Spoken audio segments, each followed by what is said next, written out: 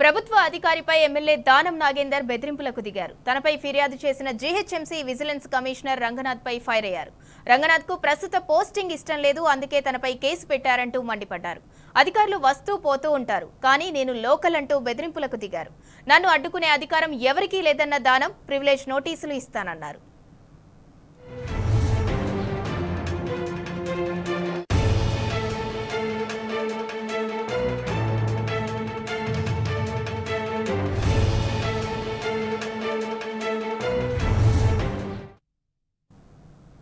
Hyderabad Nandagiri hills లోని layout భూముల్లోకి కొందరు అక్రమంగా చొరబడ్డారు.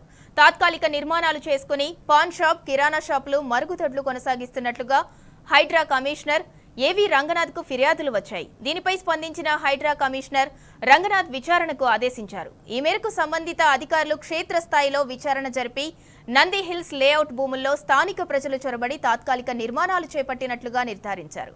హైడ్రా కమిషనర్ ఆదేశాల మేరకు ఆర్ఎఫ్ఓ పాపయ్య నేతృత్వంలోని DCP Sriram Reddy, AEE Sujatha, enforcement బృందాలు నందగిరి హిల్స్ లేఅవుట్ భూముల్లో ఏర్పాటు చేసిన 17కు పైగా తాత్కాలిక నిర్మాణాలను తొలగించారు.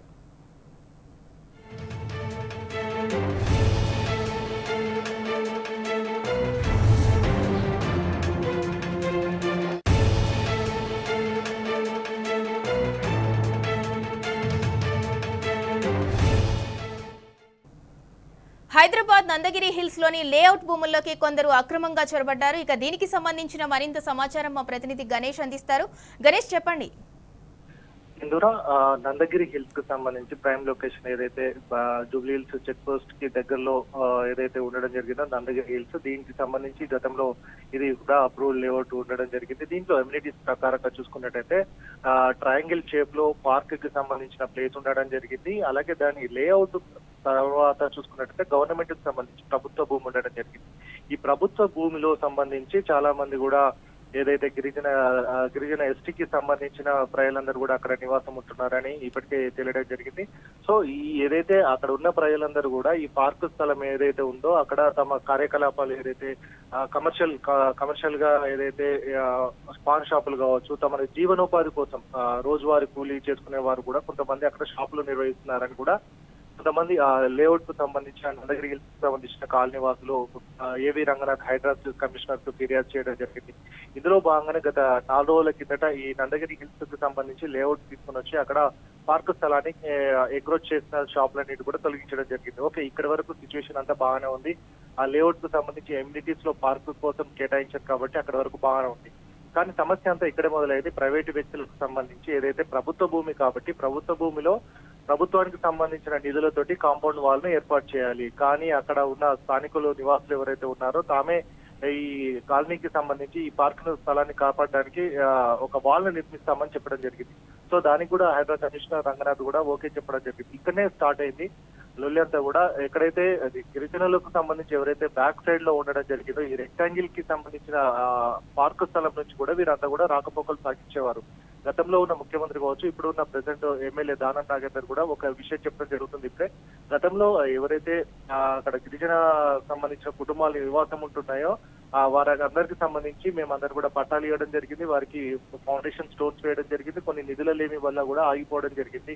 ఇప్పుడు వీరందరూ కూడా ప్రైవేటు వ్యక్తులతోటి ఈ పార్కు స్థలాన్ని కాపాడడం కోసం ఏదైతే కాంపౌండ్ వాల్ నిర్మిస్తున్నారో అదంతా కూడా నిర్మించడం అనేది కూడా వద్దు, ఇదంతా కూడా నేను అవసరమైతే నా నిధులు కూడా ఇస్తాను, కానీ ఈ ప్రజలకు పోవడానికి వేలేదు అనేది ఆయన చెప్తున్న నేపథ్యం. సో ఇదే విషయమై నేను గతంలో 4 రోజుల కిందట అక్కడికి వెళ్ళి లేఅవుట్ తీసుకుని వెళ్ళి కలవడం జరిగింది. కానీ వారు మాత్రం నా విధులకు ఆటంకం కలిగించారన్న ఉద్దేశం కొద్ది బస్సు వాసుల పైన నా పైన కూడా కేసులు పెట్టడం జరిగింది. కానీ ఇప్పటి వరకు చూసుకున్నట్టయితే హైదరాబాద్ నగరం అనేది కావచ్చు, హైదరాబాద్ లో ఏ విషయమైనా జరుగుతున్నా కానీ జిహెచ్ఎంసీ కమిషనర్ కావచ్చు, మేయర్ కు కావచ్చు, వీరందరికి ఇన్ఫార్మ్ చేసి చేయాల్సిన అవసరం ఉంటుంది. కానీ హైదరాబాద్ ఆయనకి రాసిచ్చినట్టు మొత్తం తన జాగీర్ అన్నట్టు ఆయన ప్రవర్తించడం మంచిది కాదు.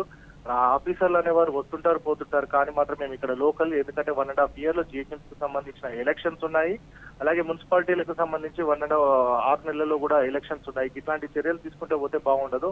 దీనిపైన కూడా ముఖ్యమంత్రికి కూడా నేను ఫిర్యాదు చేస్తానని చెప్పడం జరిగింది. సో నిజాయితీగా ఏదైతే పార్కు స్థలాన్ని కాపాడండి, కానీ వారికి వెళ్లకుండా ఏదైతే గరీబీ పేదవాళ్ళు ఉన్నారో వారికి సంబంధించిన వే లేకుండా చేయడం అనేది తప్పు. ఇందులో ఇట్లా మాట్లాడడం వల్లనే నా పైన కేసు అయింది అని చెప్తున్న నేపథ్యం కనబడుతుంది. సో మొత్తంగా అక్కడ కూడా మొన్న ఏదైతే ఓల్డ్ సిటీకి సంబంధించి ఎమ్మెల్యే అలాగే ఒక కార్పొరేటర్ ని కూడా రోజంతా కూడా వారందరినీ కూడా కేశంపేట వరకు తీసుకెళ్లడం జరిగింది. ఏదైతే చెరువుల స్థలంలో FTA లో బఫర్ లో కూడా వారు నిర్మాణాలు సాగిస్తున్నారన్న ఉద్దేశంతో కూడా వారిని కూడా అరెస్ట్ చేయడం జరిగింది.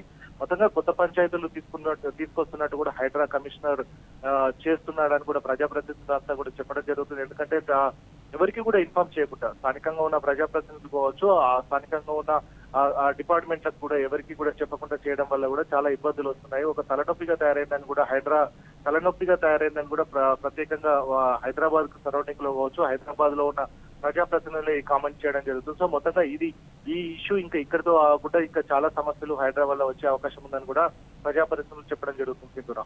Right, thank you Ganesh.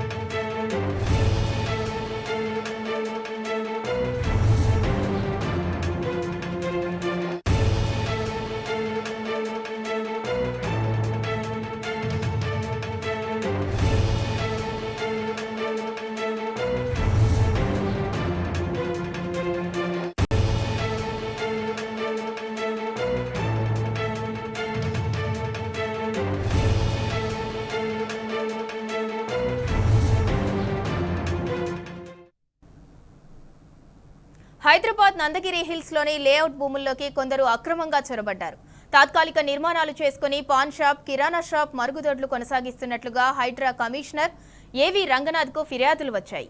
దీనిపై స్పందించిన హైడ్రా కమిషనర్ రంగనాథ్ విచారణకు ఆదేశించారు. ఈ మేరకు సంబంధిత అధికారులు క్షేత్రస్థాయిలో విచారణ జరిపి నంది హిల్స్ లేఅవుట్ భూముల్లో స్థానిక ప్రజలు చొరబడి తాత్కాలిక నిర్మాణాలు చేపట్టినట్లుగా నిర్ధారించారు. హైడ్రా కమిషనర్ ఆదేశాల మేరకు RFO పాపయ్య నేతృత్వంలో DCP Sriram Reddy, AEE Sujatha, enforcement బృందాలు నందగిరి హిల్స్ లేఅవుట్ భూముల్లో ఏర్పాటు చేసిన 17కు పైగా తాత్కాలిక నిర్మాణాలను తొలగించారు.